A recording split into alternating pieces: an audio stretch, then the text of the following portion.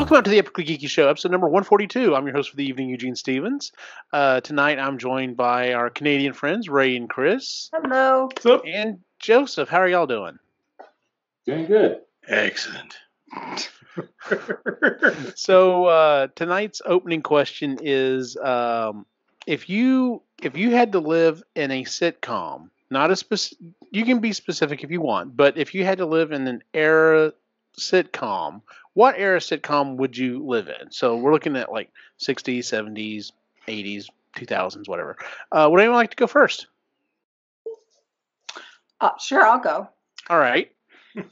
So when I was a kid growing up, TBS used to have, like after school, they used to have all of the shows that from when my parents were growing up. So Leave It to Beaver, The Brady Bunch, all that kind of stuff. As unrealistic as it was, Leave It to Beaver, I don't know, really appeals to me right now. I don't mind living in black and white where everything sort of just works out all the time. And everything gets solved in a half an hour. I'm really okay with that. I'm going to jump in here real quick, and I'm going to say I absolutely thought about that. Like that, I don't really care for a lot of those older sitcoms, but I have to say everything you just explained, everything is black and white. There's no gray areas. It's a simple problem. It gets resolved. There's no a very special episode. No. It's all, you forgot your homework. Like that's the big deal. They have to work out in like a half an hour. That's fine. I don't mind. That would be okay. Yeah, plus, right now it wouldn't be that bad. The way that June's dresses were gorgeous. She just looked put together constantly. That'd be nice to have that, to feel like you could do that. Yeah. And look that nice all the time. Separate beds might be a little odd, but they might have gotten better sleep. I mean, there's a thing about, like in Europe, they have separate duvets. We just figured that out like 2 years ago. Elaine and I sleep with two different comforters. It is like a game changer. Oh, yeah. You never have to fight for our blanket. Oh, never have to fight. So, you just say bye, Levy. Well, Ray, what about you? What era sitcom would you live in? You know, I was trying to think of this, and I keep coming back to the 90s and like the Fresh Prince of Bel-Air, Blossom. We're watching Blossom. We're watching Blossom right now, thanks to Star off of Disney Plus. Those ones were always fun for me. I grew up with them. But I think I liked them because they touched on some real things as well. So as nice as it was, my fear with going into something like Leave It to Beaver or one of those older ones is I would start looking at it like I was in what's that movie? Pleasantville. I'd be in Pleasantville and I'd be like, but there's more to this. And I wouldn't. I'd shut it off. You just shut it off. You just accept. This is why I call this an ability now. I have the ability to suspend disbelief. It's like my superpower. I can just totally immerse myself and not question anything I'm watching. So yeah. You got to learn that. No. No, I like, So I remember there was really emotional episodes of Fresh Prince, and the one in particular that I like, the one with his dad, is really emotional. I have a hard time watching that one. It's but it's a good watch, right? Yeah. And then the other one that is when Carlton has the gun and Will's begging him not to and stuff like. Those ones for me. You just want to wear those clothes. Yeah, I do. I want to go back to that and wear the clothes and the big baggy jeans and What about you, Joseph? So I actually was a little bit torn between. So my favorite sitcom as an adult is probably How I Met Your Mother, so which it's like in the early 2000s, I guess. Later part of the first decade of 2000s, I think, is like the latest. And then I was also thinking about like what my favorite sitcom was when I was a little kid, and this is where I got I went a little too deep into the rabbit hole. It's one of my favorite shows from when I was a little kid was The Wonder Years. Oh, and that was a good one. That was during the 80s, but it was set in the 50s. Yep. You know? So there's that. And then, of course, I went and sat there and thought about could I live in suburban America in the 50s as a Hispanic man and still have the same kind of experiences, as those people? And I was like, no, I'm not even going to go that far. How much love? Yeah, Gotcha. Yes. Fair enough. I seriously questioned this. Like I said before, I seriously thought about something black and white so that there's no real problems or anything. But because Joseph and I were talking about this earlier today, and he was asking, well, what's your favorite sitcom? And the one that I can watch over and over again is the IT Crowd. And I can go back and watch older sitcoms that have a laugh track that's just their era that they were. That's just what they had. Yep. But modern sitcoms, like Christy's watching this modern sitcom that has a laugh track, and I'm just like, how do you do this? This just seems so weird and so alien now. So I would have to go with a modern day sitcom that's more like a Modern Family or something, where there's time to sit down and talk to the camera and kind of explain what's going on in my head and why is the world lost its damn mind, and how am I going to get through this? But yeah, I would probably have to set myself in that time period. So the reason for the opening question, as always, ties into the rest of the show, and that is we are recapping WandaVision that was on Disney Plus. This is I don't want to say the first attempt at an MCU based TV series. We've had some other ones that had loose tie-ins, but technically none of them were ever actual hardcore MCU. Agents of S.H.I.E.L.D. started off that way. First 2 or 3 seasons had tie-ins, and then just kind of it became like they finally just flat out said, yeah, it doesn't affect the rest of the MCU. Yeah. Agent Carter was the same way. I was really hoping it was going to be a direct tie-in, because I really enjoyed Agent Carter. The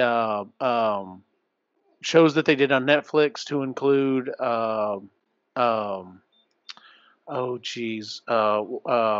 Daredevil, yeah, Luke Cage, and Jessica Jones. Yeah, they all reference stuff from the MCU, but of course are not MCU proper. So this is the first actual MCU show, and it's funny because the fourth section, the fourth chapter of the MCU is about to start, and of course COVID has caused problems with release times and everything else, and they're having to shuffle stuff around, so I'm sure they're not releasing stuff in the order they originally wanted to. So this is kind of our first time dipping into this fourth section, and what's funny is I've heard lots of people say, the last movie's really kind of wrapped everything up, and I'm kind of good. Like, if they keep going, that's fine. I'm not gonna poo-poo anyone for wanting more Marvel movies, but they're like, I don't know if I'm gonna be that interested. And then I've slowly but surely heard them start watching WandaVision. They're like, no, I think I'm still down for this. And it's funny because it's literally advertised as, we have Wanda, aka the Scarlet Witch, and she's extremely powerful, and she's in a 50s sitcom, and Vision's there, and Vision is supposed to be dead, and literally that's all we got. And it's just like, what the hell is this we're about to watch? So that's where everyone started, and I have to say, I did not see it ending the way it did. Yeah. But I enjoyed the ride. I greatly enjoyed the ride. Yeah. And I'm sure there are people who thought the sitcom stuff was just too far out there for them. But to those people, I would say, give it a shot. Like, just also, after about 3 or 4 episodes, it'll be like, okay, there's something else here. I feel like that was the point also, because if they're trying to set up this like whole multi-universe kind of thing, it had to be something way out there, because the rest of it's going to be way out there. I feel like the time for everything's going to still be good for like a casual Marvel fan, but now it's going to start to get like real crazy, it's like they're giving the directors more creative freedom to be able to explore all these, multitude of source material that they can pull from. Yeah. So, in on that note, there was a Screen Crush article that I was reading today. I sent it to you guys as well. I really like the part that he touched on, and it was that if you didn't enjoy WandaVision, that's okay, because American or Falcon and Winter Soldier's coming out, and that'll probably be up your alley if you like action. And then they've got Loki coming out if you really like the Guardians of the Galaxy stuff, and Thor, because that's all coming, right? Like, so there's a little bit of everything, right? So they've really done a good job of making sure that they have a little bit of everything out there, so that there's something for everyone.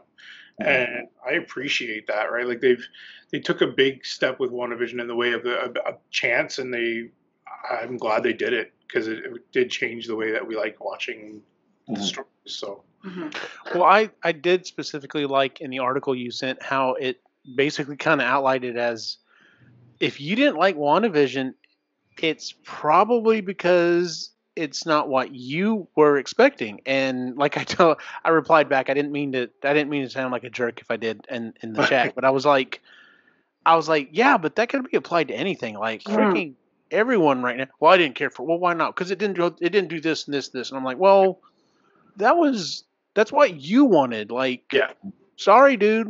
Love it for what it is. Yes, it's almost like the gatekeeping conversation that we had last time. Yeah, it's very similar to that. Well, pardon me. Let's just kind of start off with your initial expectations and overall, did you enjoy the series, Ray? Overall expectations were I was just in it for fun.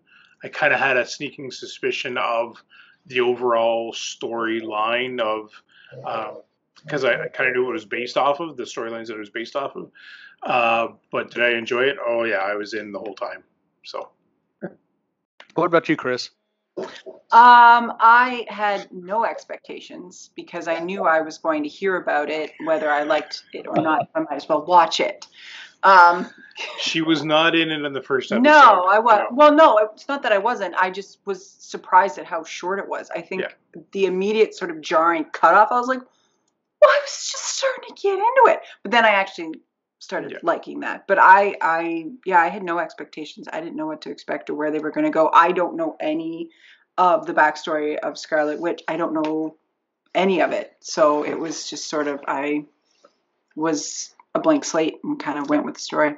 And I couldn't read into it. Like, I didn't have any hunches or theory or anything like that. So yeah, I just was a new fan, and I really liked it. I think it was a very creative way to go. Joseph? Honestly, when I first saw the first trailer, I thought it was just going to be something like a fun thing Marvel was going to do. They were going to bring different characters in to do a sitcom just to fill the gap in between the rest of the MCU caught up. And then as you watch that, especially that first episode where it's the scene where the reality is slowly breaking down, I was like, there's something more to this. And then obviously as the show went on, it was just like, okay, this is fantastic. And I can see, without spoilers for anybody out there, I can see how this is going to directly tie into what's coming. Like most of y'all, I saw it. I thought it was going to be fun. Didn't really know how it was going to fit in with the rest of the stuff, but the fact that they kept saying it is directly tied into the MCU. It's directly tied into the MCU. It's not just a throwaway, show or something like that. But yeah, I didn't have a lot of expectations for it. But like you said, when the cracks start appearing, it's like, even there's one in that first episode, there's one crack, and then the rest of it, literally, you don't see anything else until the very end, and then it's just like, okay, something else is going on here. Like, what's happening here? And then it just goes on from there. So with that said, let's go ahead and get started. So that first episode is literally, I've got all the names of them down. Well, let me just say this. Ray's already brought up, there's a guy on YouTube. He has a channel. It's called Screen Crush. If you are wanting all of the Easter eggs explained, if you're wanting some very good stuff explained on how everything ties in together, because there is stuff in this series that, like the choice of color, the choice of patterns, the choice of everything ties into something else. And having it pointed out, I would really kind of like to go back and rewatch it just because I'd be like, it reminds me a little bit of if you ever watched The Sixth Sense, fantastic movie. And then when you watch the making of it and you come to understand anytime the color red's present, it represents a ghost. Anytime this happens or something. And it's just like, oh, wow, this is like layers on layers on layers. And WandaVision was the exact same way. So the first episode is literally called Film Before a Live Studio Audience. And it was filmed before a live studio audience. That is something else that I adored about this show. Next week, we're getting a making of episode, and I've already heard while the cameras were modern cameras that were used, they went and found original lenses and stuff. And lighting as well. And lighting and stuff to get the effects that they were looking for. They so the one story that I read was Agnes, when she gets introduced and she's there for the first 2 episodes, she's wearing very heavy dresses, and she hated and loved doing it because it was the old school way of doing it, right? Because it was the hot lights and everything was there, and it was the heavy material, so she was just trying not to sweat while she was on camera, and then as soon as she was off camera, they were trying to cool her down to make sure she was ready for her next scene. So I'm looking forward to that episode, like the making of, and now I understand what that whole episode 10 was, right? They talked about what episode 10 was. That's the making of, and I'm looking forward to that because there's going to be a whole bunch of other stuff that I'm sure that they're going to tie into. So we have an opening. It's literally just like a Dick Van Dyke type opening, and everything's black and white, and we have Vision and we have Wanda, and their Vision is going to work, and he's not exactly sure what it is he does, which is a direct conversation piece on life back then in sitcoms, because it was like, oh, I'm going to work today, I will see you later, dear. And it's like, well, what do? They never answered it. No one ever questioned it. It was just the man went off to work and the woman took care of the house. Yeah. And that's just what it was. But like, and like they pointed out in Screen Crush, like, for example, like, I didn't pick up the whole thing about her, specifically bringing up about kind of poking her. Hey, so y'all think about having kids? Is kids a thing? And like, I'm just like, okay, well, that's like typical type banter, for those things. That's what I'm saying. That's why the show was so rich, because just the stuff you were like, oh, it's just throwaway stuff from those original sitcoms and stuff, is like, no, there was meaning behind that. The commercial we got was for a toaster, which was very much of the time. I don't know. Made by Stark Industries. Didn't realize that it was beeping the same way that the bomb was beeping. That was an interesting little thing they pointed out. Didn't really pick up on the idea that, oh, it kind of looks like a face with the knobs and the glowing red light in the middle, kind of like Vision's face. And I'm just like, man, there's a lot of stuff here I did not grab that first time through. So, and the problem was, Vision's boss was, him and his wife were going to come over and eat dinner, which that's just such, I guess that really happened back then, but nowadays I'd be just like, what do you mean you're inviting yourself over to my house? Fuck you. Yeah. Yeah. No. No. So her his boss comes over, and of course it's a big surprise to Wanda, so she has to use her magic, hidden, very much Bewitched styled, to get the dinner together. And while they're sitting there eating dinner, questions start getting asked. So where did y'all move from? When did y'all get married? And neither of them have an answer for it. And then we get that first real crack in what's going on. Yeah. In that the boss starts choking, and the wife is just, who, by the way, was played by, I cannot remember her name, but Deborah Jo Rupp. Yeah. And she played Kitty in that 70s show. Yes. And she's just like, stop, or what was she saying? Stop it. Stop it. Yeah. And it was like kind of halfway laughing, but you could tell she was getting more and more semi-serious. Yeah. Before Wanda flat out tells Vision, save him, and he goes over and uses his powers to, to save the boss. And then everything goes back to normal. Like, it's just like, oh, okay, it's just a normal sitcom. And I have to say, during this episode, I love the fact that they used the practical effects like they did at the time for making like the plates and all that other stuff. Like Bewitched. But when Vision goes to use his powers and save him, it is the it's CG. Clearly CG, yeah, which is really cool that they did that. So, the only color we saw was the red blinking light, which goes back to that they were doing the same thing here. Every time you saw red, it was very prevalent. It was her powers or something that was tied to her memories. And then they sit down on the couch to watch TV, and we have not a heart, but we like Lucy, we had like a hexagon come up. And as it slowly pans back, we start getting the credits, which, by the way, I did not realize that the name on the credits for the show are the name of the actual people who worked on the show. It's the actual credits, which was so meta crazy. Oh, yeah. But it pans back.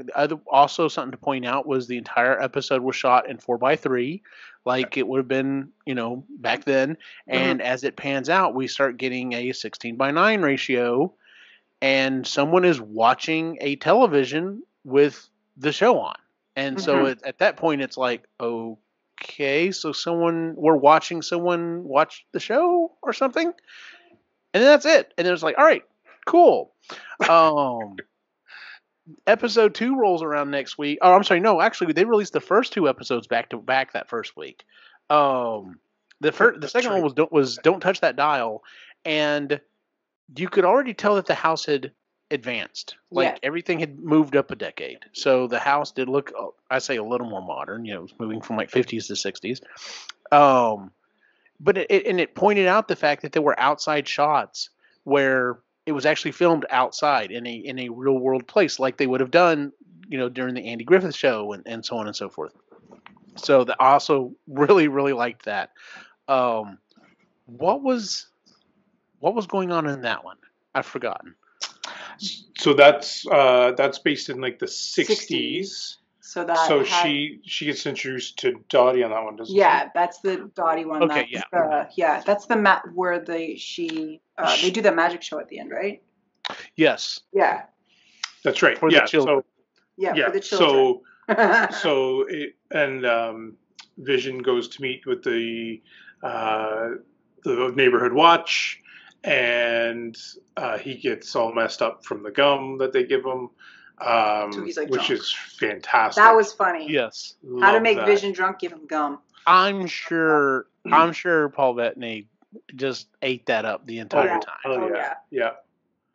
So I did have a question about though, where it's like, isn't he supposed to be sort of humanoid? Why did he have mechanical parts that could get messed up with the gum? And then I thought about, later obviously we find out that he's like her like recreation, and what if that Vision was like a vision of the 60s, like how he would have been made in Stark in the 60s, so he wasn't the vibranium Zoid whatever, he was like an actual mechanical thing. Makes sense. Yep.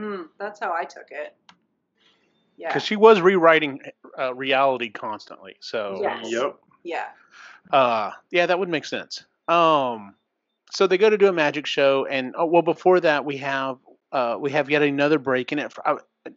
We start establishing this pattern of, okay, obviously it's a limited run on the series. We already know there's only going to be 9 episodes, but it's like, okay, so I guess every episode we're going to move up a decade, and we're going to have one little break in what's going on, kind of touching on reality. And in this case, it was she's at a meeting with all these other women, and they're planning a magic show for the children, which, boy, he hammers that home really well in that series. But they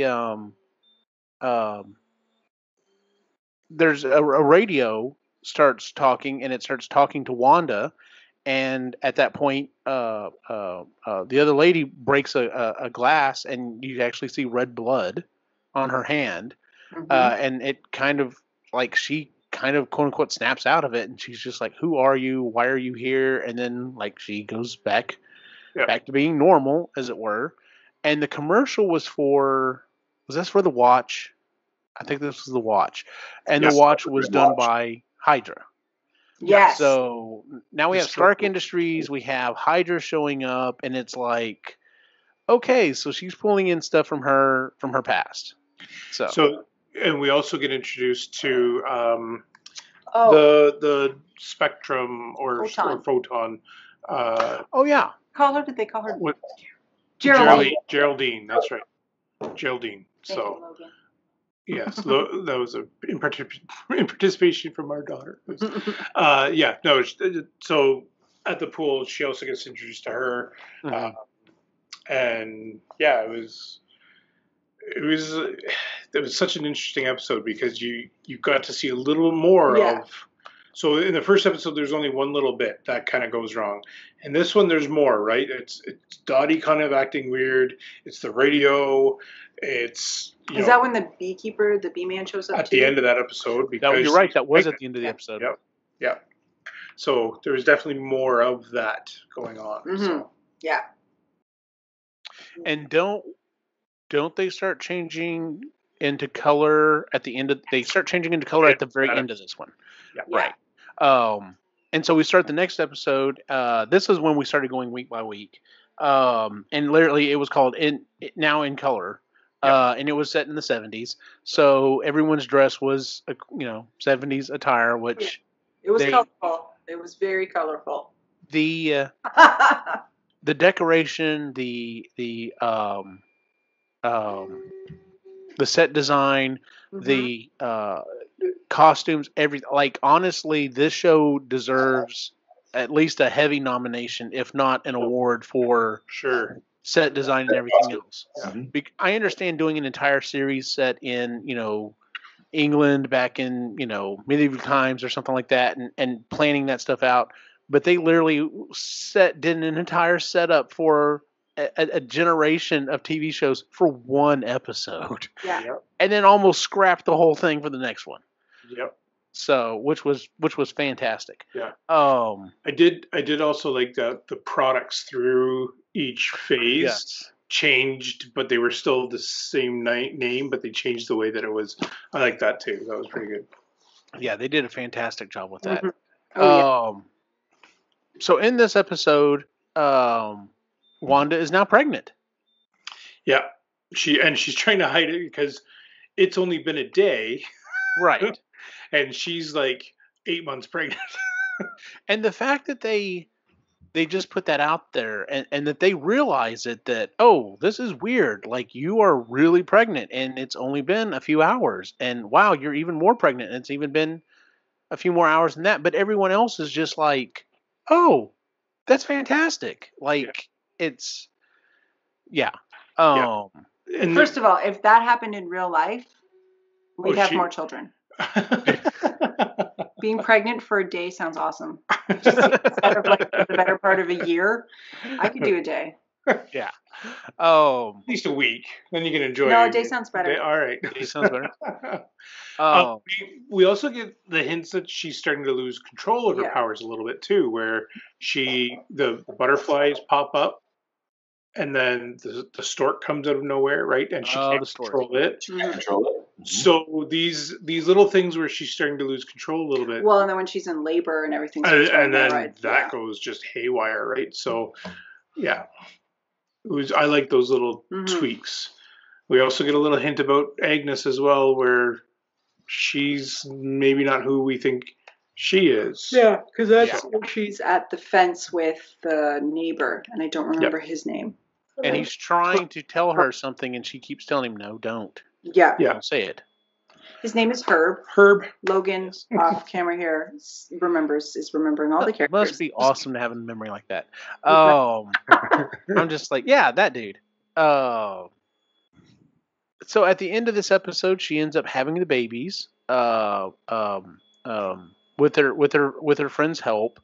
And while Vision is outside talking to the neighbors and getting really strange answers about, why you shouldn't let her be alone with Geraldine, and why not? Because she's not from here, and they won't give her any more information.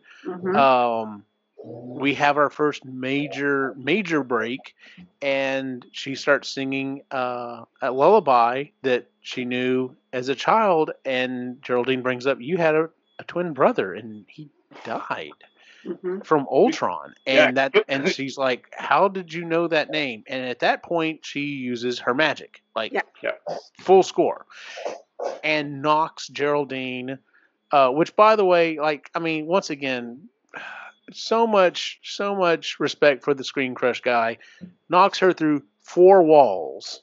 Yep. Specifically, I'm just like, who notices that crap? But knocks her through 4 walls and knocks her out into what looks like real life. And at this point, we start getting a bunch of trucks and military vehicles pull up to her, and we're like, and that's where the episode ends. And we're like, ooh, who is this? Like, was it Hydra? Was it Sword? Was it someone else? Are they keeping Wanda in this place? Are they doing this to her? What's going on? And that's when we start getting those real questions about what the hell is going on with this series. Yeah. That the gentleman from Screen Crush and a bunch of other ones like that immediately got onto Agnes. Like, this is Agatha. She is Agatha. We're like 99% sure this is Agatha. She's got the bike that makes her look like she's from the Wizard of Oz. Yep. She's she's got the brooch. The brooch is there, and Agatha Harkness, Agnes. It just fits. So that was really good. Yeah. This is why I would tell someone, if you're not quite sure about the series, finish the first 3 episodes. If the end of the 3rd episode doesn't make you go, ooh, there's something going on here, I want to see what's going on, then who knows? You may or may not care for the rest of the series. But I was hooked anyway. Like I said, I thought it was just going to be fun and everything else. But just those first few breaks already had me interested. The end of this, it was just, I was like, oh no, let's roll. Let's go. What was the commercial in the 3rd one? I'm trying to remember. For the paper towels. Lagos. That's right. Yeah. That's right. Or was it the soap? Ooh. You're right. I think it was the soap first. I think it was the soap. Yeah. Yes. And it was the Hydra soak. Hydra soak. Hydra soak. Yeah. So the Hydra soak, and then it was the because it was the next one that they used the paper towels in the 80s. Right? And then the commercials also had at a time. So like the first one was they're a lot about time and about stopping time and having time and needing time for yourself. Yeah. And even that 3rd one was don't let things worry you. Just enjoy your you need time for yourself. Be you. Relax. It's okay. Everything's gonna be all right. And that's when she ejects Geraldine. All right, so then the 4th episode is we interrupt to this program. And this is where we don't get our first usual episode. The episode literally starts with Geraldine being reassembled from what they refer to as the blip, or some people refer to as the snap, that occurred, in the Infinity War. And then, of course, wrapping up in Endgame. So Geraldine comes back. She's in a hospital, and it was interesting because, like I said, the guy points out, in like Spider-Man, it was very funny. So like, there's a basketball game going on, and all of a sudden all the band members show up in the middle of it, and they're running to each other and everything else. For Geraldine, not so much. It was a hospital where literally people are just appearing out of nowhere, and everyone's running around like a chicken with their head cut off. And she gets to asking, where's my mom? Where's my mom? And they're like, she died 2 years ago. Yeah. And then we get the Marvel logo and stuff. And then it shows what is the SHIELD base or headquarters or whatever, and Geraldine shows up, and she goes in to talk to the director, and he's like, "It's been 3 weeks since all of this went down, and you're the first person to show back up to work. So, number one, thank you for that." And they just kind of start discussing, what's going on. And they're like, "We'd like to, we need to get someone in there. There's this disturbance. We don't know what's going on. We need someone on the ground." So they send her. Oh, go on. You get your first little hint of him being a douchebag. Oh, yeah. By making her get hit, letting him scan her into the building and all that shit, right? Like, your first little hint of, okay, they could have had the access ready to go for it and everything, but no, he had to be the one that let her in, and so, yeah. And then specifically told her, "Sorry, you're grounded." So, So yeah, he's like, "All right, well, we're going to send you to go check out this disturbance," and doesn't even really tell her what it is. It's just there's a disturbance. We need you to go look into it. Yeah. And when she shows up, I recognized the FBI agent, but I didn't know where I recognized him from until they brought up, from Ant-Man. I was just like, and what a character payoff, right? So yes, we were like, "It's Jim." Yeah. Jim from Parks and Jim from the Office. It's Jim Halpert from The Office. Yes. Because he played that character. And so then my mind's going like, holy shit, that would be fucking awesome, right? Because my favorite thing from that whole little scenario was, I remember from Ant-Man, him trying to do the card thing. Yep. Yes. He meets Monica, boom, he's got it like down. And that's what I mean by the payoff, right? Like, that's such a small little thing that he sees it in Ant-Man, right? And then you see him again, him trying to practice it, and now he's paid it off, and he's actually doing it. So what a great little arc for him. He's cute as a button. Let's just face he it. is. He's adorable.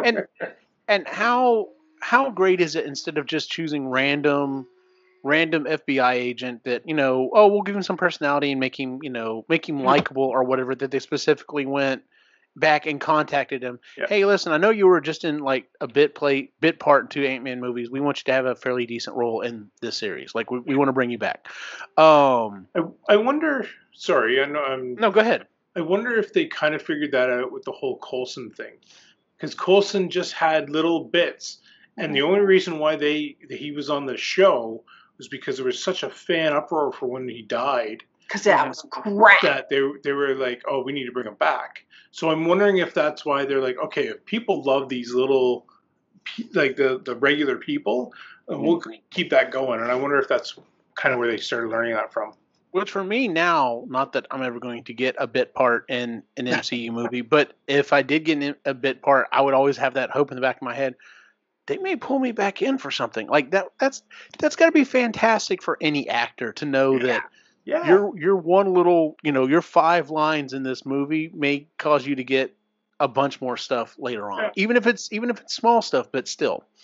So yes, he's a fun character. I mean, obviously everyone loves him now, especially after the series. Hell, there's talk of everyone's like, can we get a spinoff of him and Kat Dennings' character? Like, can we just Well, on that. I know we're jumping ahead here, no spoilers. That's fine. Yeah, we never really figured out who the witness protection person he was going after was. So him and Kat doing a spinoff. So there's a theory. Quinn and I have a theory. When we touch on that one, we'll when we hit the end episode. It's Quinn's theory, really, but I just agree with him. Yeah. Okay. So they try sending stuff into the Hex, as it's referred. Is this the episode where Kat Dennings shows up as well? 4th one? No, it is this one. Yeah. Yes. Okay. She and a couple of other doctors, like scientists, are all in the thing together, and she's trying to get them to say what they're there for, and nobody's really talking. And she says that she's a doctor for astrophysics and stuff like that. So, which means that we've learned from. She's now got her doctorate now, and she's right. So yeah, and she finds that inside, or essentially from the radiation that's being broadcast from this area, that she's the one that finds the show essentially. Mm-hmm. The TV radio Past, yeah. I think this is when they send in.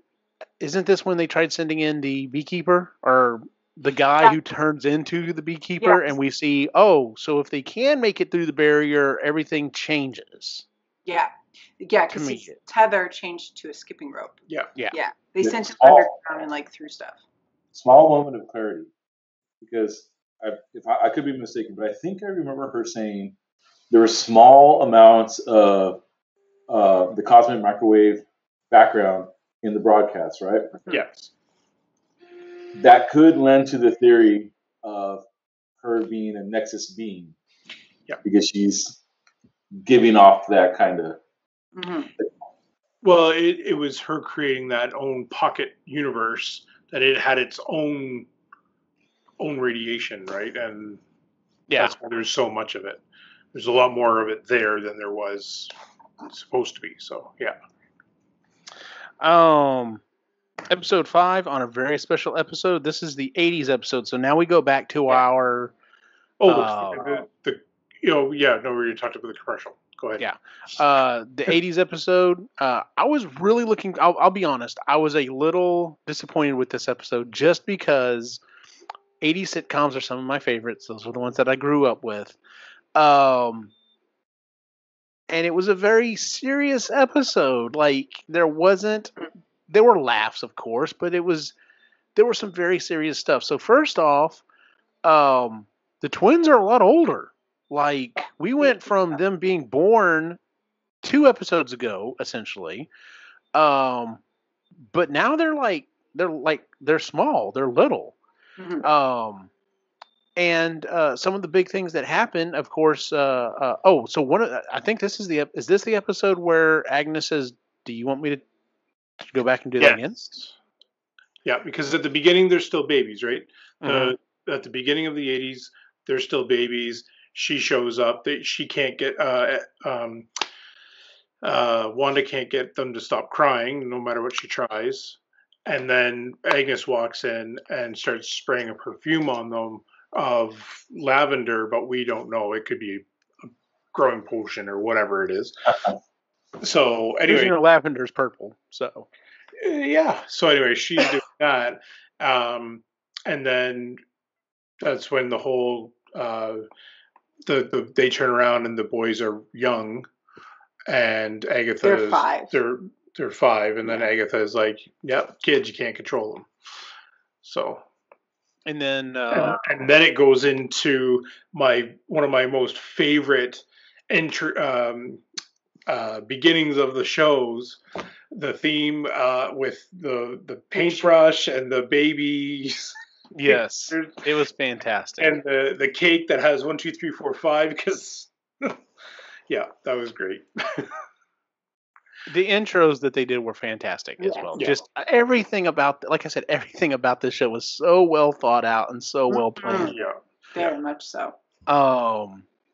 According to the Screen Crush guy, he points out, he's like, Agatha says that because everything's starting to go off script. Like she can't control the boys fully, like she can't everyone else. She can't control Vision because he starts, he's kind of like freaking out a little bit. And is this?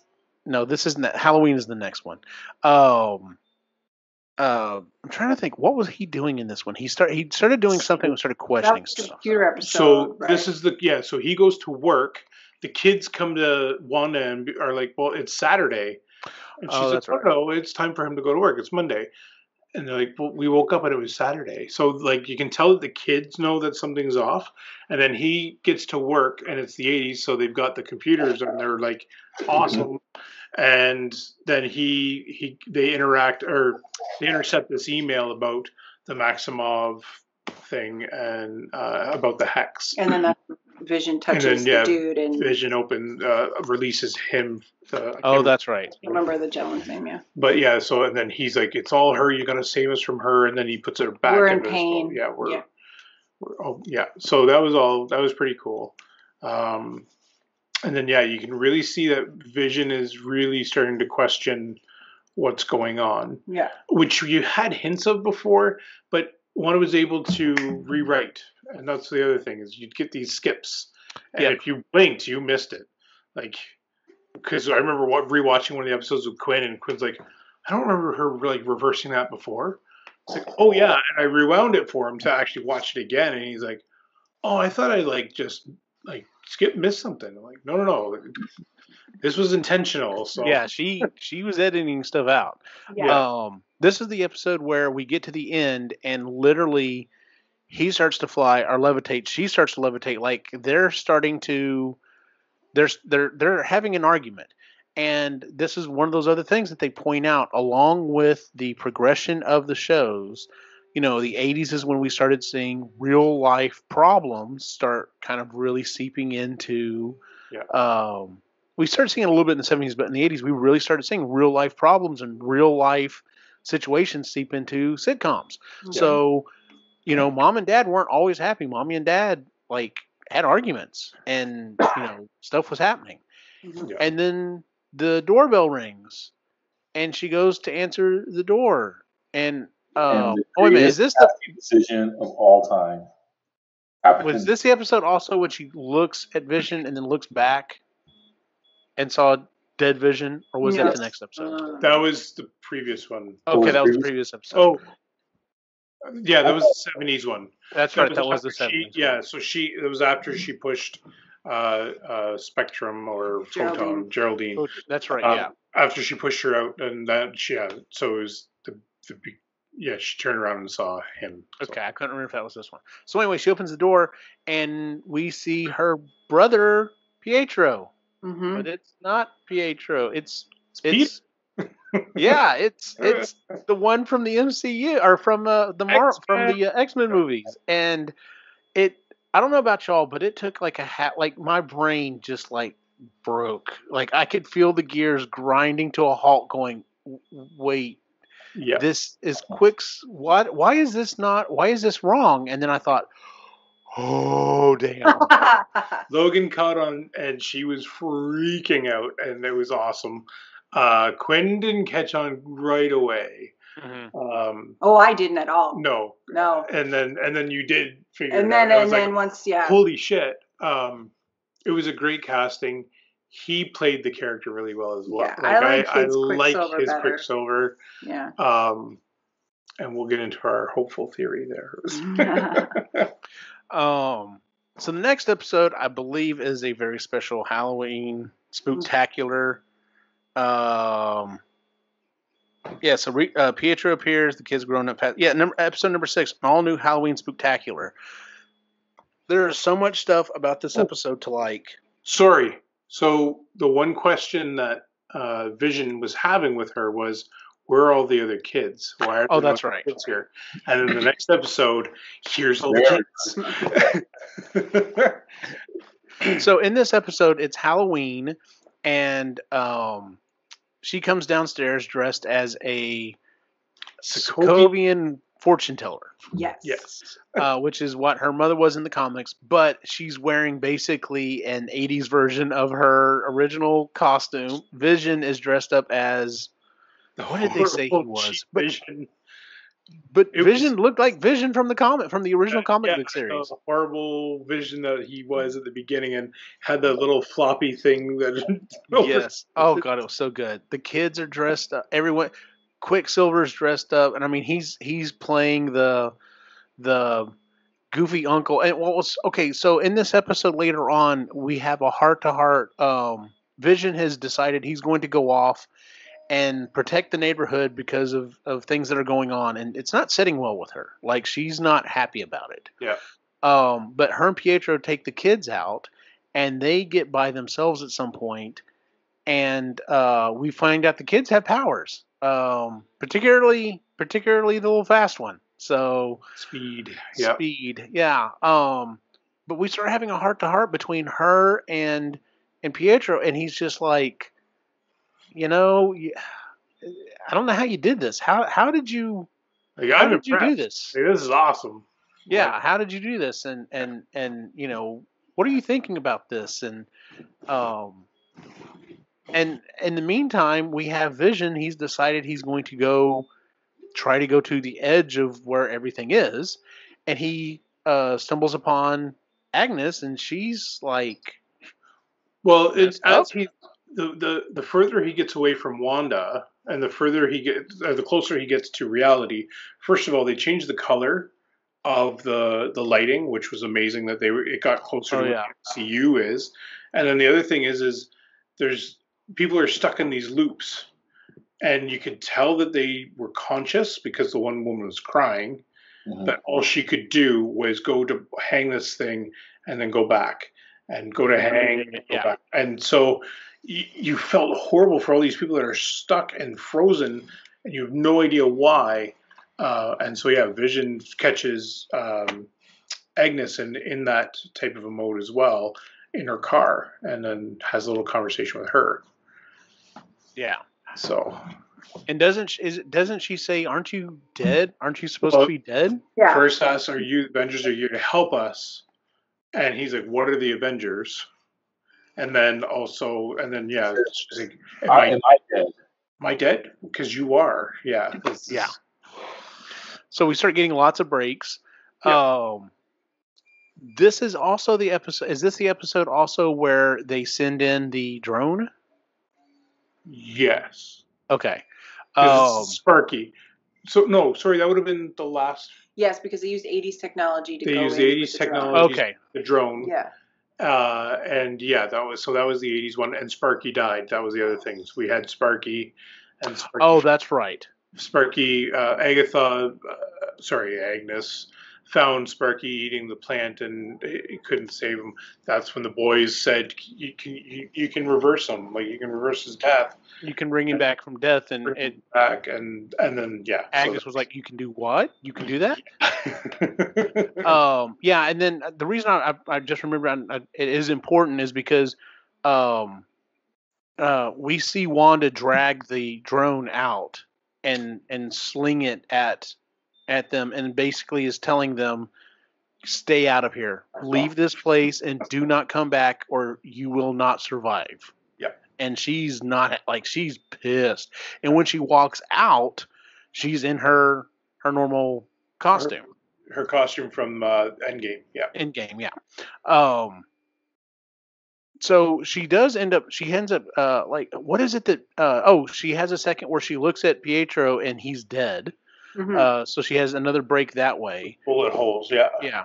And when he makes the comment, that's what it is. The boys know. Vision has decided he's going to try to exit as well. That's what reminded me. Yeah. And as he's trying to exit the hex, the area, he's breaking apart. And the kids realize it. They can feel it, that's happening, and they tell her about it. And Pietro makes the offhand comment, "Well, your husband can't die twice, or you can't kill your husband twice." And she knocks him into wherever. Yeah.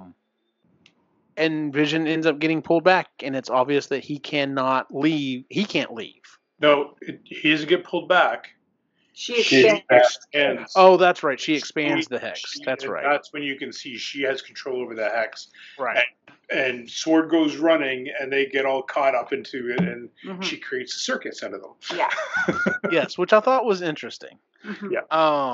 One other thing, just to quickly add, and it talked about this, how not only were they dressed in their costumes like from the comic books, but literally the entire time, she tends to wear red, and Agnes wears purple, and the kids wear their color, and it's just this running theme, and I'm just like, man, this was so well done.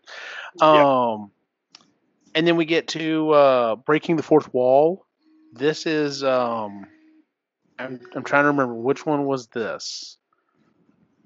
This was the one where it was set kind of in the 2000s, so it was like a Modern Family. Modern Family, The Office type thing. Yeah. Vision finds Kat Dennings' character and snaps her out of it, and they're trying to get back to town. In this what was it, an ice cream truck or something? Yeah. And they come to this intersection, and they keep having stuff happen, and it's just where is this coming from? This is obviously someone's trying to keep us from showing up. What's going on? And we have these sit down moments where they're literally talking and looking at the screen. And the opening the opening theme, it's just Wanda and the kids are running around being crazy and stuff. And like the theme is like, shit's just crazy. Just, the world is a crazy place. Kind of have to just deal with it. And it goes back to that, she's obviously created this world for herself. We're still not 100% sure why until like the next episode. So, but it's trying to tell her, everything's trying to tell her, hold on, it's going to be okay. Just try to hold it together the best you can, sister.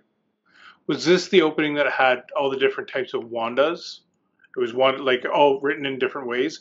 I think yes. The previous one, the spectacular one, was the intro where it was like it was Malcolm in the Middle. Malcolm in the Middle style. Yes. And then this one was like The Office meets something else, but it was yeah. And so it was Wanda, and I like that there's a tie-in to say that because this is the Nexus commercial, I believe.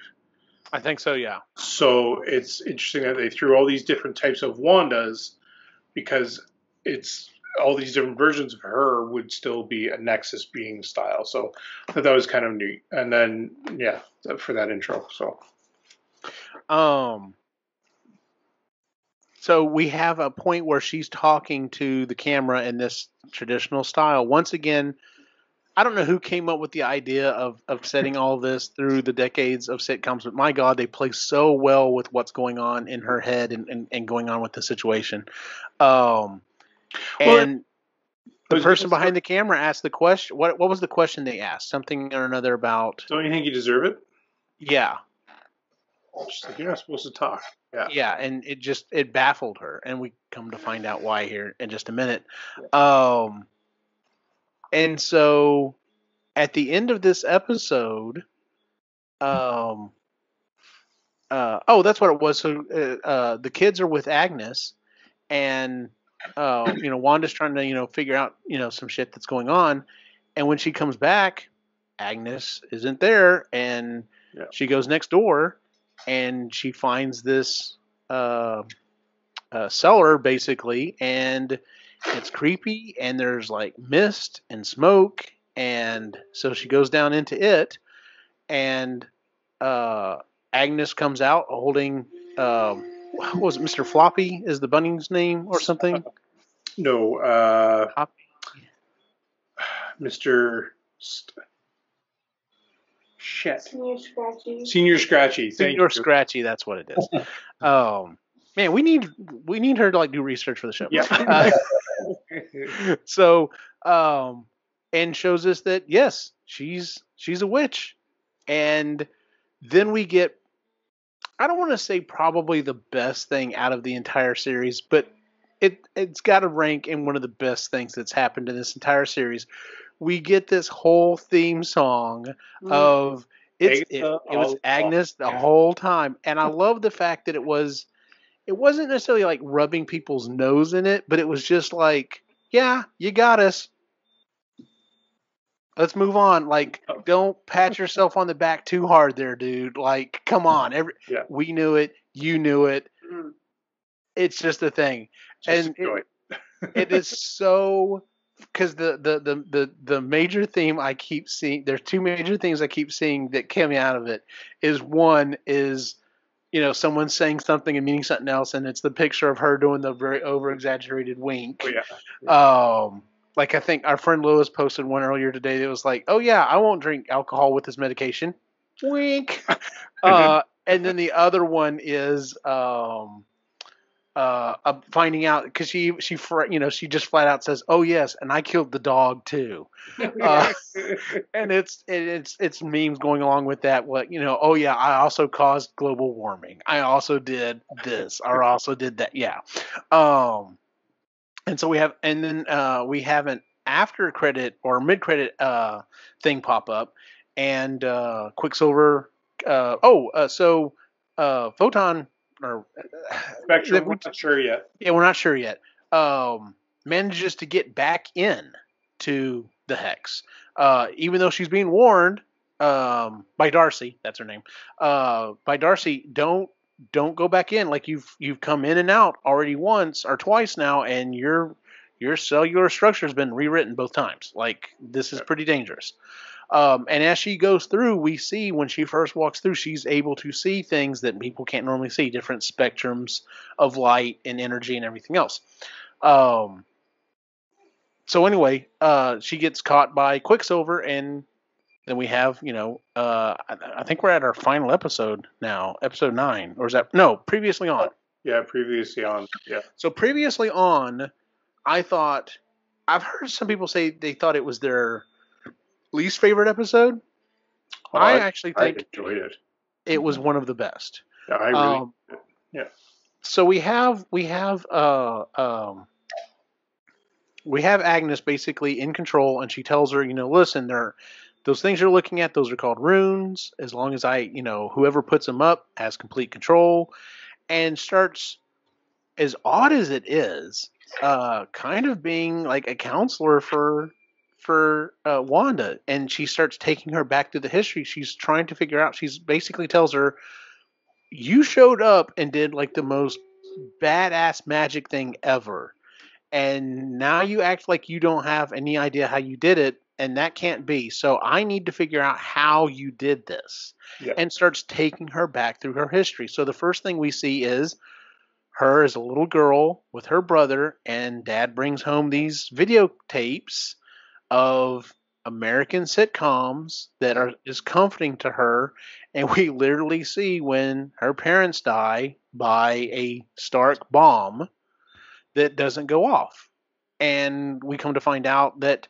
she had some power all along, but it may have not have necessarily gone anywhere. So we start getting that kind of backstory, and then the next thing we have is her being tested, right? So there's so she goes. First of all, I love how Agnes takes her hair and uses that to do the spell, just like Doctor Strange does for Thor to find his dad, right? Like, there was a nice little tie-in there. But yeah, so we go into her as a child first. I also liked that they switched her perspective so that she actually became the little girl. That was kind of a cool little switch. And then, the next part is that she gets taken by Hydra. And so she's in that lab area, and they're going to do the test with her touching the Mind Stone. And instead, the Mind Stone calls out to her and basically kills and we see basically what looks like her in her comic book outfit, as an outline or whatever. But of course, according to the video that they're watching, it looks like she walks in and then she falls down. That's it. Yeah. And her brother also managed to get powers from the stone. And still not answering Agnes's question. She's still like, this still isn't telling me anything, Wanda, so we got to keep going. And she doesn't want to keep moving on. And then the next scene is her with Vision, right? At the compound, yeah. At the compound. And I thought this was hands down one of the best scenes of the entire series, because, and I've even mentioned this to y'all, her relationship with Vision, like, it is what it is. It's fine. It's not, but I never understood, why did these two specifically kind of seek each other out and become so attached? I mean, we all know how love works. People fall in love for various reasons with people that you would have never even imagined. But I'm just like, why is a witch in love with a, not cyborg, but, cybernetic being? Synthetic human, yeah. Yes, and we see this very touching, very real scene where she's watching sitcoms in her room, just trying to comfort herself, and he comes in, and they start having this conversation of how she's an outsider, and so is he, and no one else can understand what they've been through, and they have that as a connection. And to me, that clicked. I was just like, oh, this totally makes sense why they fell in love and why they've been so attached to each other. So like I said, that in itself right there I thought was fantastic. That I really liked, because it explained a lot of, why things are. and I'm trying to remember what was the next scene that they went to. So that's when Agatha said she has a theory, but she needs more.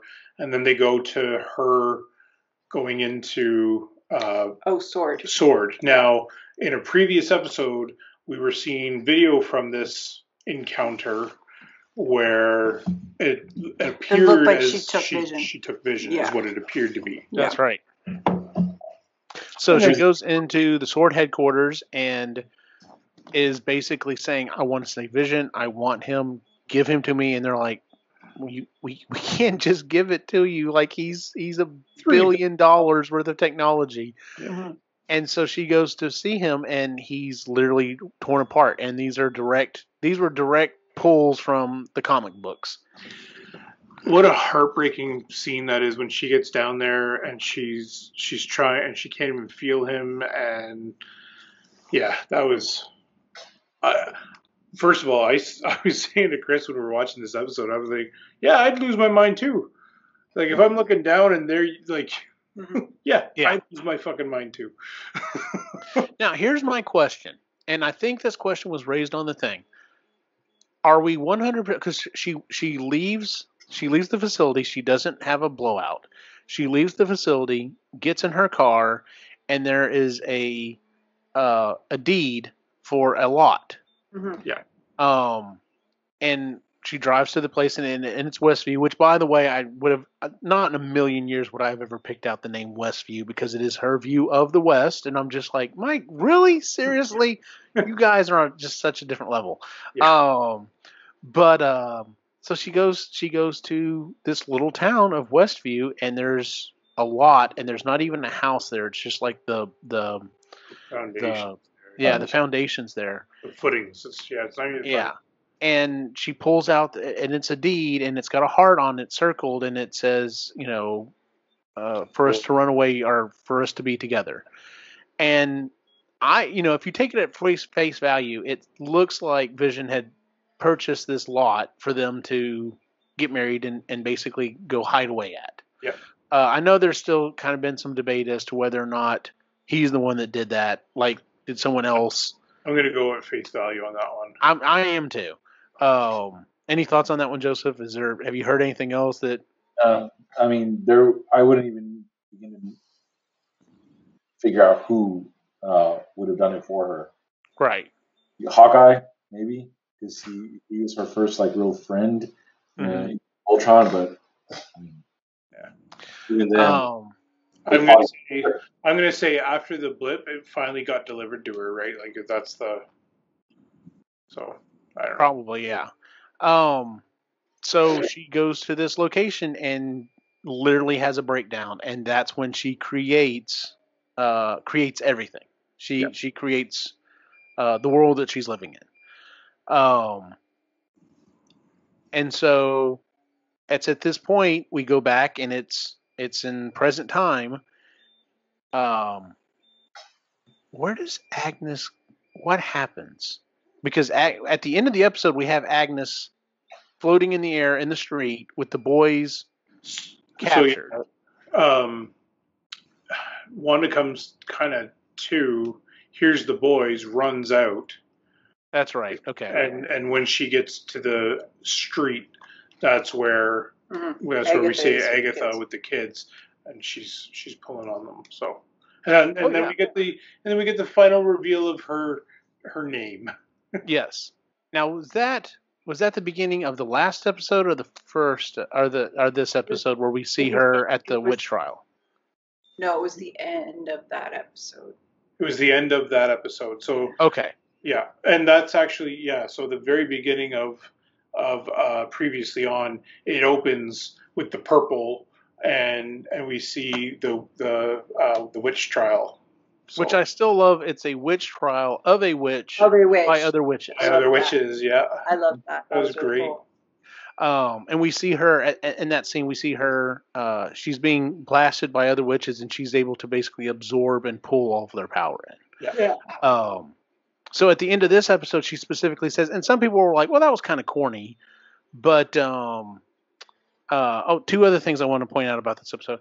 Some people were like, "Well, that was kind of corny." Like, well, you are the the Scarlet Witch, and I was just like, how's that corny? Because instead of it being her code name or her superhero name, it's like, no, this is a title that she was born into. That's kind of more interesting, actually. Yeah. Mm-hmm.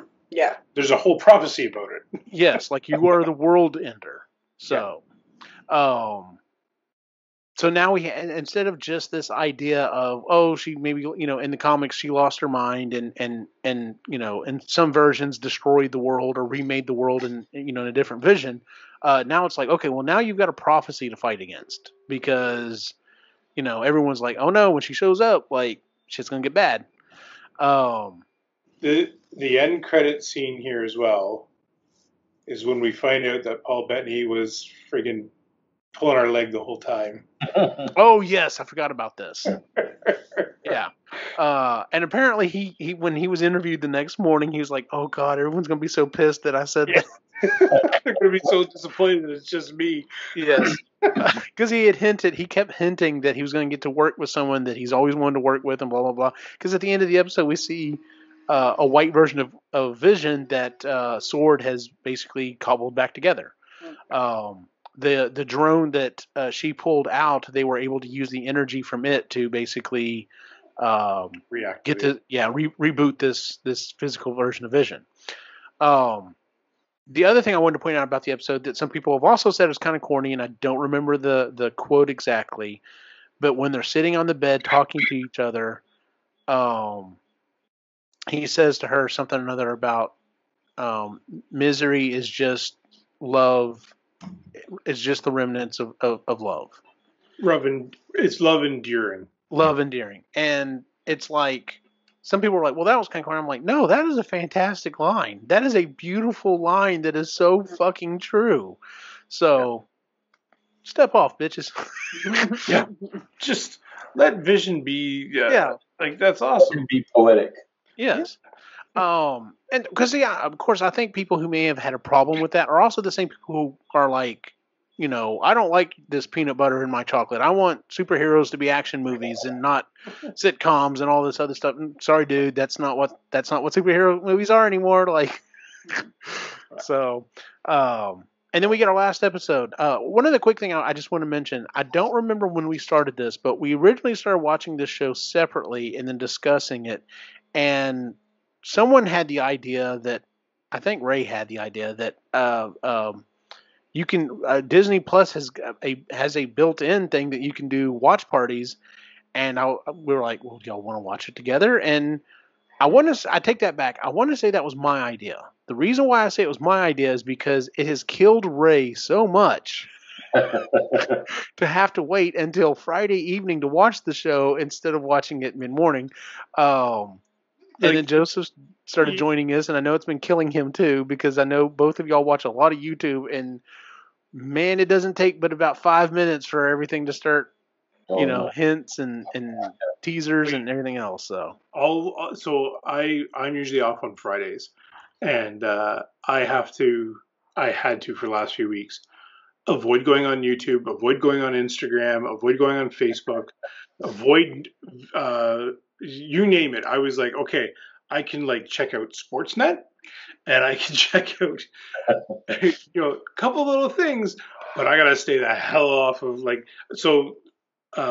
yesterday, to kind of keep us busy, I'm like, why don't we go test drive a car? Why don't we go do these other things so that I'm not on my phone? Gotcha. So anyway, we get to our last episode, episode 9, and I even forgot to write down what the title of this episode was. On the season finale. I remembered that's what it was called. Right. I'm sorry, on the series finale. Not season. Finale. On the series finale.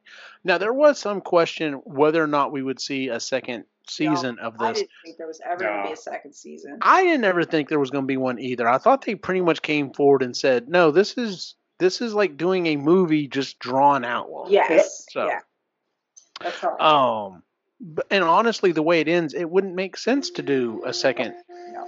So, because okay, so we'll get to that in a second. So in this episode, Wanda begins to fight. She manages to get the boys loose and tells them to run and hide, and she starts going after Agatha. Which Agatha immediately says, "This is what I want you to do. Use your powers." Yeah, exactly.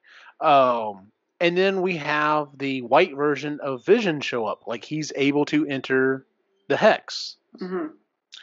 And it's at this point where him and like he shows up and goes up to Wanda and she's like, "Oh my God, you survived, you're alive or whatever," and he acts like he's going to kill her. Starts crushing her head. Yeah, starts crushing her head, and then her version of Vision shows up, and they have a quick little, "I'm so sorry, I should have told you," and he's just like, "Is this our home?" "Yes." "Well, then let's fight for our home." It's like done. Yeah. And I thought the fights were pretty good. Yeah. Definitely interesting. Way to go, Vision, by beating Vision with logic. They start philosophizing. Yes. Mid-air about it. That was cool. I love that. I'm like, yeah, of course they would. Like, what was even the question that he asked? He asked a question and then he said, he says, "I'm not the true Vision, right?" And then the white Vision says, "I request that you elaborate." Yes, that's what it was. Yeah. And then they start having a conversation about Theseus' ship. Yeah, which is a fantastic question, because at what point is it no longer the original? Because believe me, I've had those conversations about people as well. So if you are to believe the theory that all of the cells in your body regenerate every 7 to 12 years, then it's like, every decade you're a different person, which would make sense as to why our tastes change and we grow older and everything else. Anyway, not to go too far on that, but anyway, so we have this conversation going off, and as Wanda is trying to fight,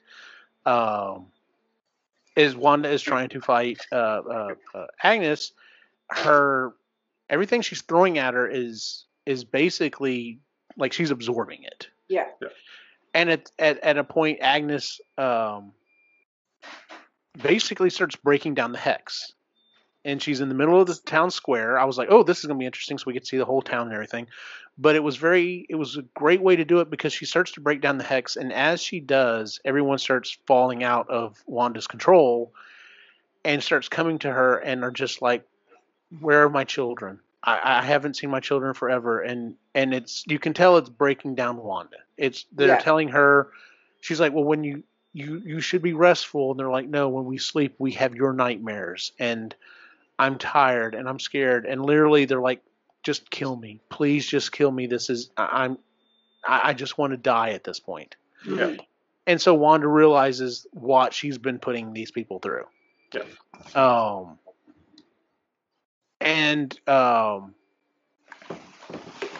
The military comes in at this point, right? Well, so she starts breaking the hex down herself so that she can put it up to release the people, and then that's when you see Vision and her boys are there, and they start breaking down into particles, and she realizes what's happening. So there's an opening, some of the military come in, and then she closes it back up to save Vision. That's right.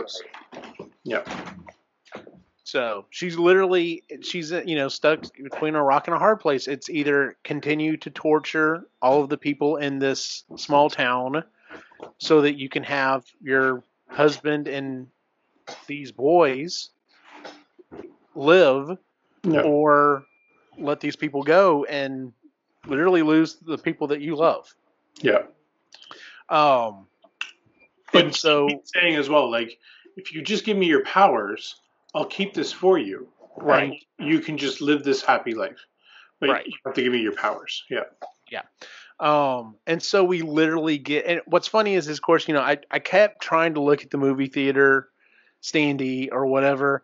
And at one point, they had on there The Incredibles, and we get this very Incredibles pose with Vision and Wanda and the kids. And I'm just like, oh my God, this is fantastic. What a great line from Wanda too, like telling the boys, "Okay, you're gonna fight, and you're born for this. You were born for this." Yeah, that was great. Yeah. So Vision goes after the other Vision, and she goes after Agnes, and the boys basically take care of take care of the military. Yes. Which was great. And I did not even pick up the point about stealing the hat and the glasses like Quicksilver did in the X-Men movie. Yep, just like your uncle. His uncle, sorry. Yeah. Which, by the way, so Spectrum was basically being held hostage essentially by Quicksilver. And so we're coming to the climax of all of this, and we get to a point where I think this is why some people were really kind of not happy with the season finale, because we find out she breaks the control over Pietro, and it's not Pietro, it's Ralph, who Agnes has been saying this entire time was her husband, and actually she just broke into his house and was living in his house. And so we come to find out everyone who was so excited, myself included, that this was the first time we were going to see the X-Men and all this other stuff start crossing over. It's like, no, it was just an interesting stunt casting. So here you go. All right, what you got for us? Quinn said something about this, or was it you? It was both of you. You both put it. Anyways, our children. Because I was bummed. I'm like, oh, that was a missed opportunity. Then what the heck was the whole point? What was the whole point of that if he wasn't actually Quicksilver? And one of the two kids had said, well, wouldn't that be the perfect name that Quicksilver would pick to go into hiding? That's like his attitude, that he would pick the most ridiculous alias to live under. And then you went a step further with him being the FBI. I've heard that too. Informant that we didn't see and didn't hear about, and maybe he popped over and he doesn't know why he's here, and then that's why he was able to be Quicksilver, is because he was already here, and he was the FBI agent or informant, and he was being held in that area, and so he picked his own name of Ralph Boner. Because it's just like, it's a ridiculous name. That would be something that he would do. Quicksilver in that attitude would pick Ralph Boner. Ralph Boner, yeah. So I'm living with that theory. I'm going with that because I can't live with the fact that they just used Evan Peters as some random dude from Westview and didn't run with the theme that's Quicksilver. Yeah. Well, like I said, my thought was, hopefully they will come back around and tie it in somehow or another. But I really think this was, hey, let's just give everyone a taste and see how this goes. And when everyone lost their damn mind, they're like, okay, yes, this is what we need to do. So a little bit of market research. The only other thing that I could think of, because I was telling you guys and I was saying to the kids and Chris as well, it would have been really nice if she had ripped off the necklace and him could just kind of come to and be like, where the hell am I? And just left it at that. Right, and then you don't have to talk to him again, and then you can kind of do his backstory another time. Mm-hmm. But the other thing that I was thinking was maybe this is the same person so Evan Peters' character in the X-Men, maybe this is his equivalent in this universe, but mutants haven't been created yet, so that's why he never became Quicksilver. So that's the only other thing that I could think of. Yeah, there's gonna be a lot of stuff. Parallel him. Yeah. I'd rather so the Visions have their standoff, and Wanda's vision unlocks the memories for the other Vision. Yeah. And some people brought up, well, he just flies off. Why did he just fly off? Like, why didn't he go help Wanda? But I'm like, man, if all of a sudden I just had all these memories unlocked, I'd be like, what the hell is going on? And probably need a little time to digest that. Especially the thing that, oh, by the way, you died. Yeah. And now you're back. So that's a thing. That would shut anybody up. Yeah, you died twice. Yeah. Actually, yes, you're absolutely right. He died twice. So and both times were pretty horrible. Yes. Yeah. So, the woman you love literally killed you, and then you came back for just like 2 seconds to have a guy literally rip your brain out. So, not fun. No. Might need some therapy after that one. But I did like the eye change. That was really cool. Yes. And then I am Vision, and he flies off. Mm-hmm. Now, there's a theory as well that he's trying to battle himself because his program is to destroy the true Vision. So if he is Vision, so now he's got to fight that and figure that out. That's a good point too. So I love the fact, because I was wondering. So we get Wanda is fighting Agnes, and she flies up, and she literally is just like, I'm done, and starts shooting her with her power, and Agnes is absorbing it, but she's firing randomly and missing her, and I'm just like, why is she missing her? And so, and as she's doing this, her hands get more and more withered. She's just like, she's becoming old. She's losing all of her strength. And, she's like, there's my power. Fix it. Fix everything. And Agnes is like, oh, yeah, by the way, so once you cast a spell, you can't change it. Sorry. And then goes to attack Wanda and isn't able to. And we come to find out that, I'm assuming, these missed shots were her creating her own runes inside the hex. Yeah. Which then took away Agnes's power. And she, brings her back down to ground level, and tells her, you picked the role, you get to live it now. And she's like, you're going to need me. I could be your mentor. I can help you figure out these powers. You're going to need me. And she's like, well, I'll know where you are. Yeah, but I do love, like, you do not know what you've done and what you've released. So that's pretty cool too. Yeah. And by the way, Joseph and I were saying that it was Dormammu that wrote that book, because we hear about the Dark Gold again. And it was actually Cthulhu, yeah.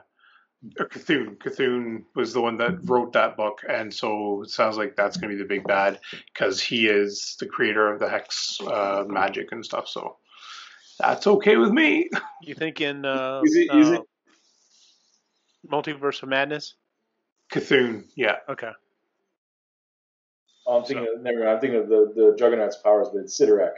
That's Sidorak. That's that's a little different, but same idea, right? Like, yeah. So we could have a Sidorak. Anyway, that's a whole other topic. So we have Wanda has Spectrum is her name, right? We still don't know yet. We'll say Spectrum. It could be. We're not sure. Ends up and helps save the boys from the director. He manages to almost kill the boys. And then Darcy gets a good shot in there to kind of finish things off. That was great. That was fantastic. And then we have our kind of where our climax is. And even though the fight, you could say, was the climax, we have where Wanda is like, okay, it's time. She's come to realize what has to happen.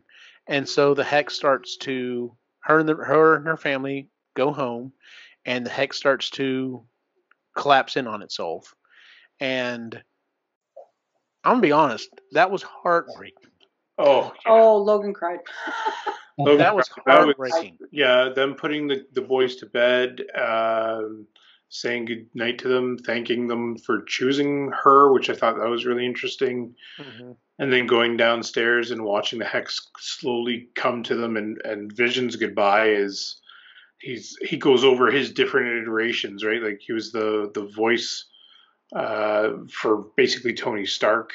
Right. And then he so yeah, that was heartbreaking. That was heartbreaking. And so we have her, she's, and it's funny because it's nighttime in the hex, and as it collapses, it's back to daytime.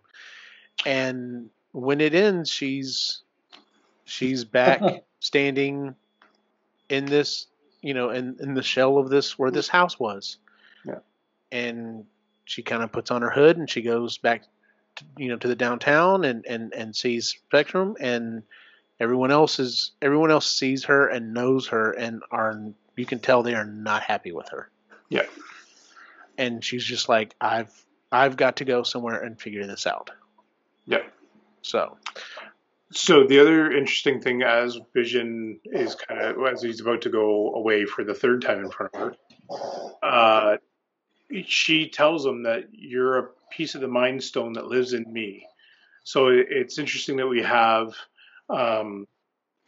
Captain Marvel has the Space Stone in her.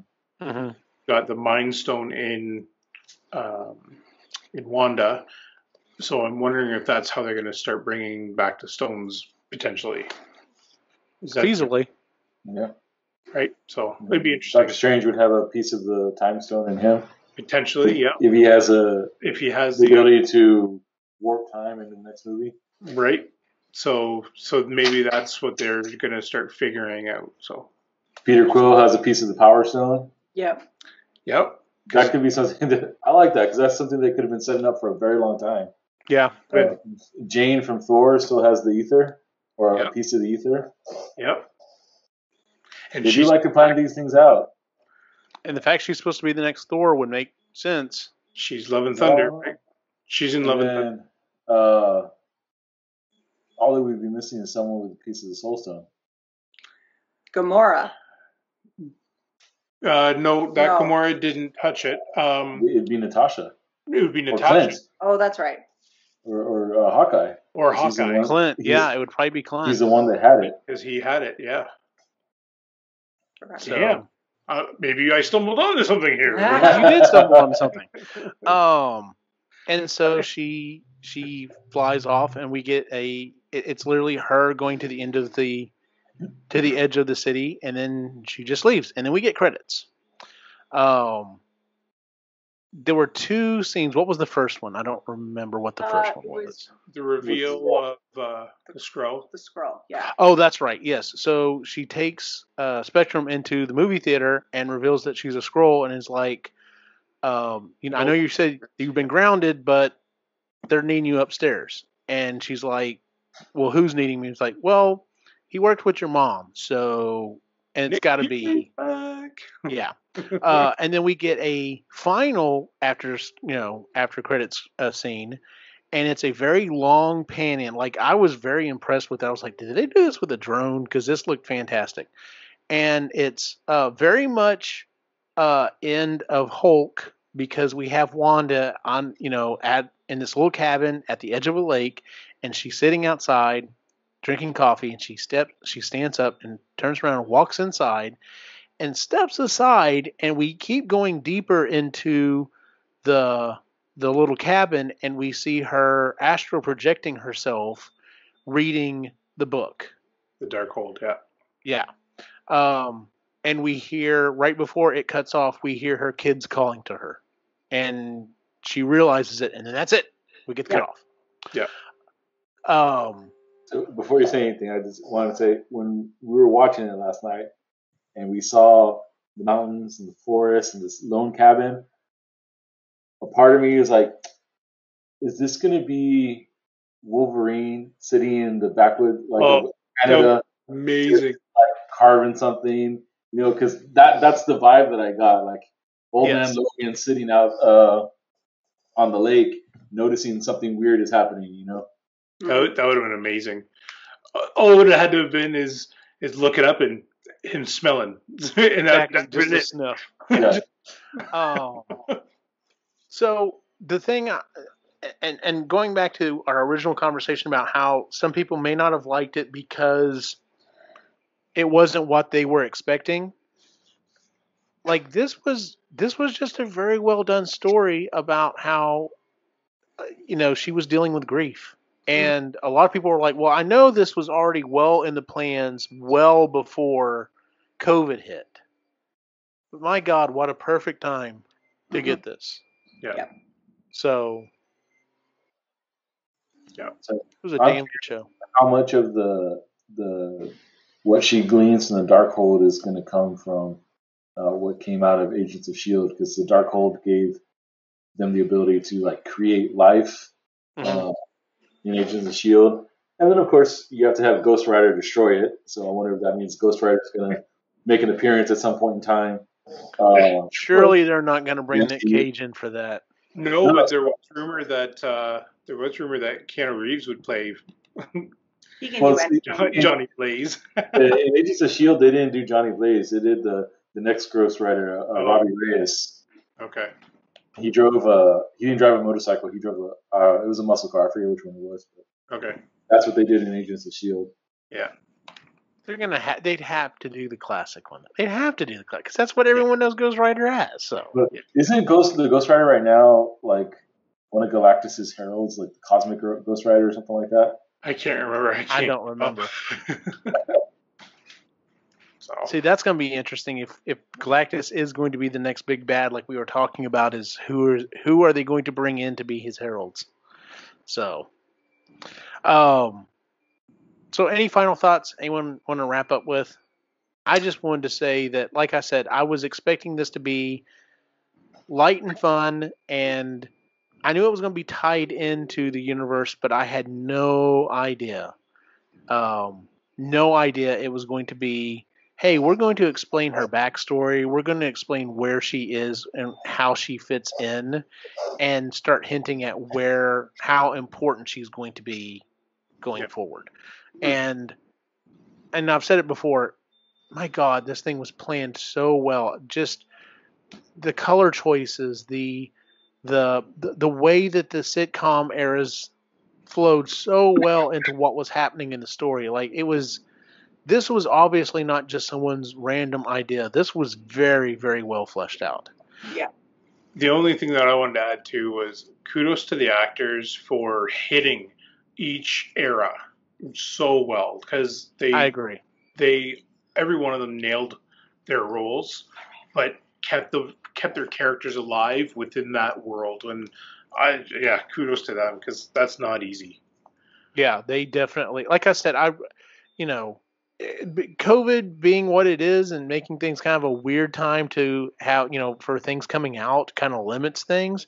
But even if it wasn't limiting things and everything in the world was brought out, the people who did this show deserve a lot of credit. A lot of credit. Yes. Big time. Yeah, it was really well done. And as somebody who's not a diehard fan, I have a working knowledge of the MCU. Like I could get by-ish, really, unless you go to like really nitty-gritty stuff, especially about Captain America. I really liked it. It reminded me kind of like of The Mandalorian. Like I didn't know all the spoilers that were happening in The Mandalorian. I just enjoyed it for what it was. I knew enough to know, landscapes and the idea of it all. So this was kind of the same thing. I knew a little bit more, but I wasn't looking out for all the spoilers or anything like that, or the Easter eggs or anything, but because it was a really good show. It was really well written. I liked that we had to wait. Some people in my house didn't like to wait. I was like, no, it's forcing you to enjoy it. It's delayed gratification. You have to sit there. You have to mull it over. You have to sit with it.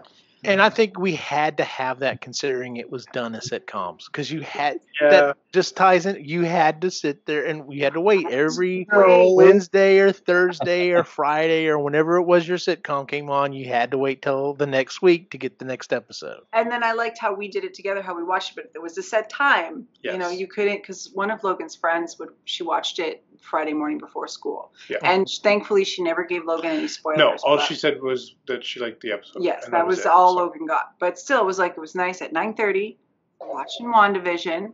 I know it's out now and we're all freaking out that we can't watch it yet. But I liked it. It was the same with The Mandalorian too. I liked how it was a weekly thing, because then you weren't binge watching it all one day. And then it was like, oh, well, now what? And then you're waiting because the Captain America one isn't coming out. Is it this month or is it in 15th. May? Okay, so it's coming out this month, but Loki is coming out until June, right? So because I think it's Falcon Winter Soldier. That's going to run its course, and then Black Widow is going to be released in theaters, and then the Loki movie and Loki series. Yeah. Hopefully. Yes. Well, I don't. No, I think they've pretty much said it. They're at this point. They're just like, no, we've got to get back on schedule. So, if it doesn't make as much money as we hoped, guess what? We take a little bit of a burn on it. It's COVID. It is what it is. But it's not like they're not hurting for money. So. No, they're fine. They're absolutely fine. But it was a really good show. I just want to say real quick for everybody out there listening and or watching, anyone that works for Marvel, if you weren't thinking about bringing the Infinity Stones and then heard Ray's idea and do bring them back, as solely owned by Epically Geeky, Yes. And we deserve at least a 10% royalty on our future movies. Oh God! Hell, I'd take 1% and can retire. Joseph, any final thoughts? You guys, that's okay. Could you imagine? That's bad. It was just a great show. I really enjoyed it, and I can't wait for Elaine to say that she's ready to sit down and watch it because I'm going to watch it again with her. There you go. Awesome. We're running a little late, so we're just trying to run through our picks and pans real quick. I'm just going to run through mine real quick.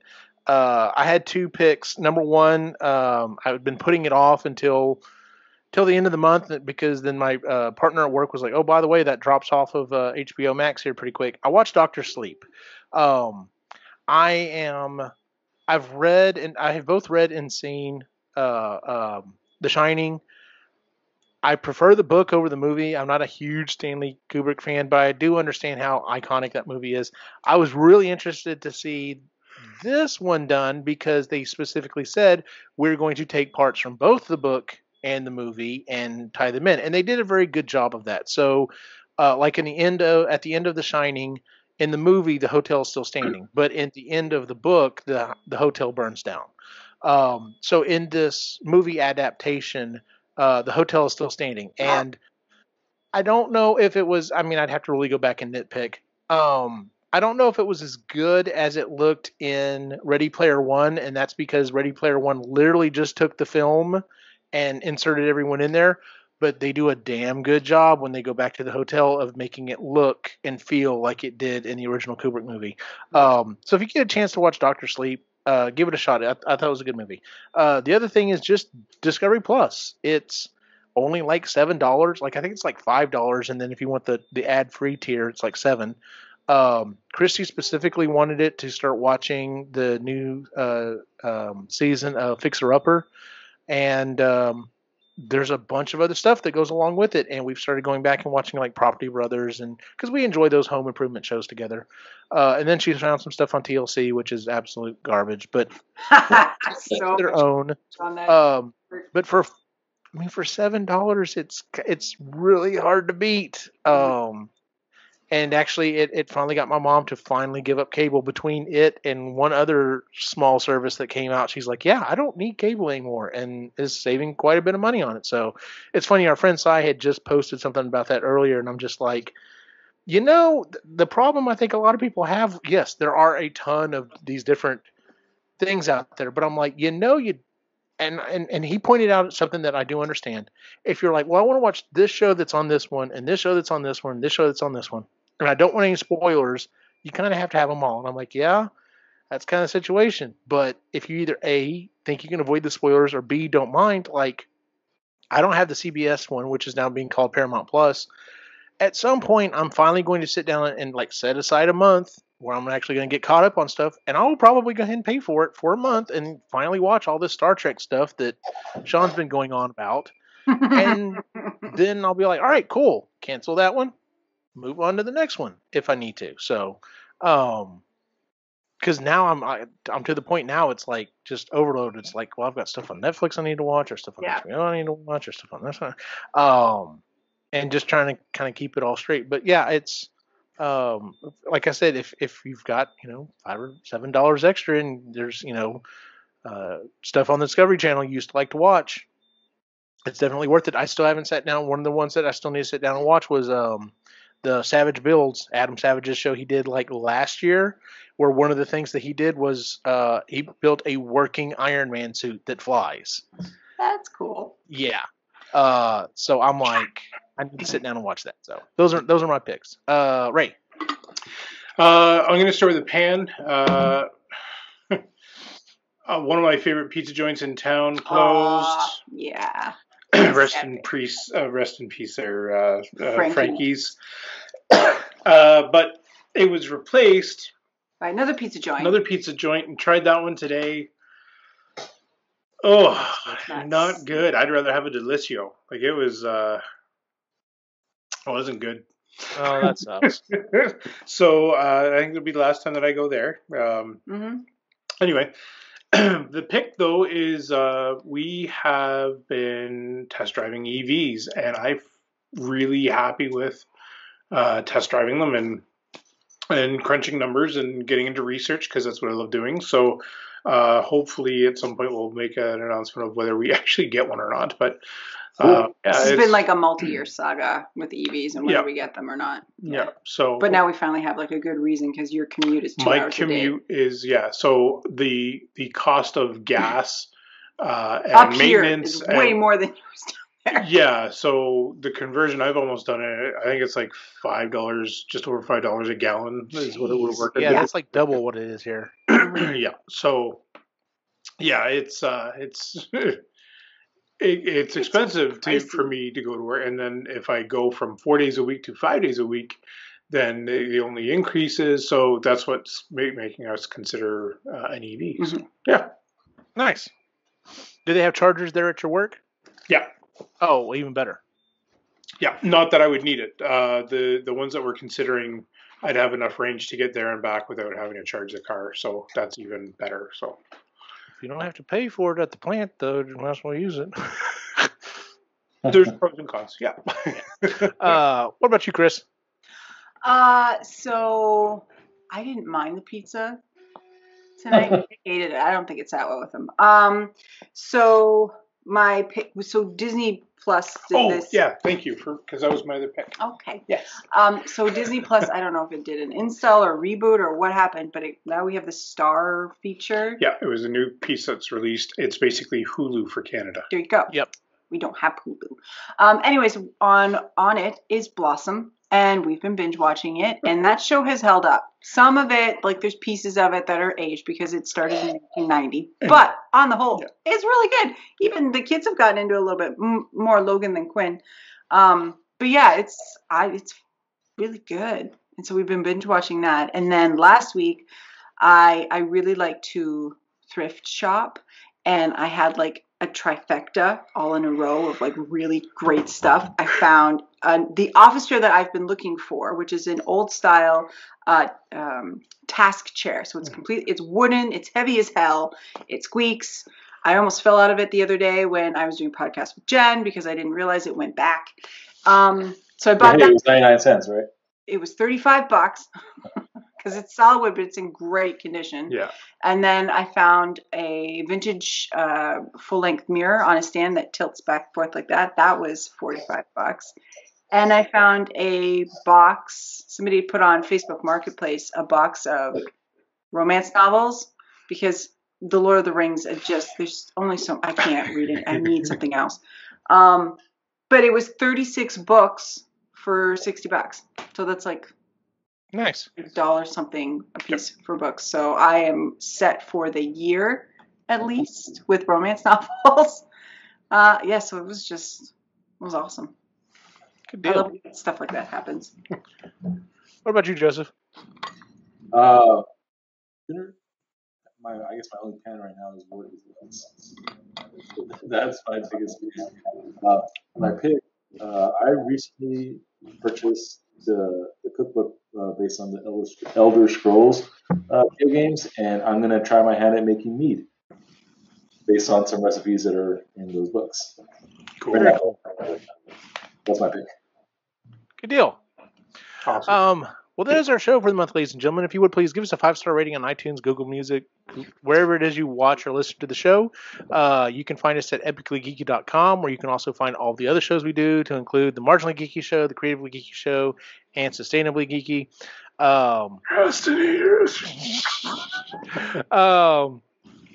You can find you can also find us on all the social media at Epically Geeky as well. Where can we find you online, Ray?